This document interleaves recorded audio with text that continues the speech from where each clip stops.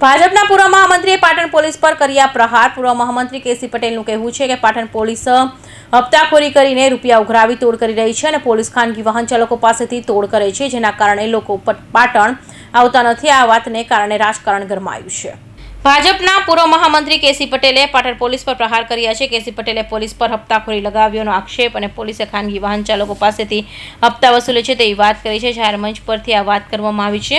પોલીસે 500,000 રૂપિયા સુધીના હપ્તા વસૂલે છે તેવી વાત કેસી પટેલે કરી છે।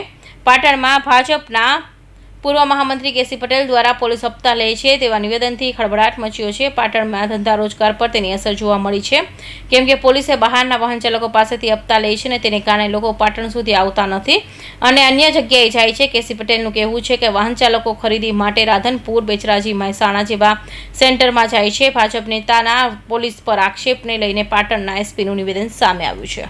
ભાડે કરીને જે વાહનવાળા આવે છે ને એમને કેમ કે ભાઈ અમારે પાટણ ખરીદી કરવા જેવું છે, તું અમારા હંગાતે આય, તો એ ના પાડે કે ભાઈ પાટણ નહીં, તમે બીજે ક્યાંક લઈ જઈશું। કેમ?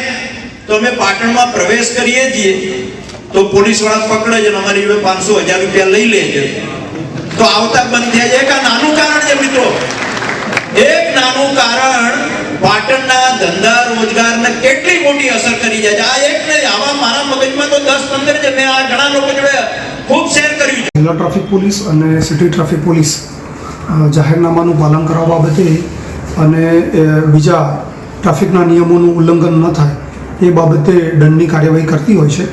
એના ભાગરૂપે પોલીસ દંડ લેતી હોય છે અને આજે નિવેદન સોશિયલ મીડિયામાં ચાલે છે એ બાબતે પણ અમે તપાસ કરી અને ચોક્કસ એમાં કાર્યવાહી કરશું।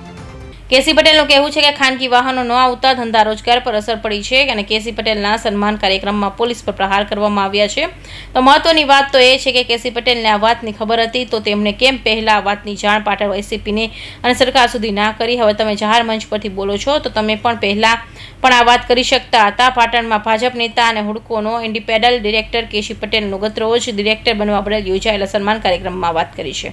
કૌશિક પટેલનો report, Hind TV news, Surat.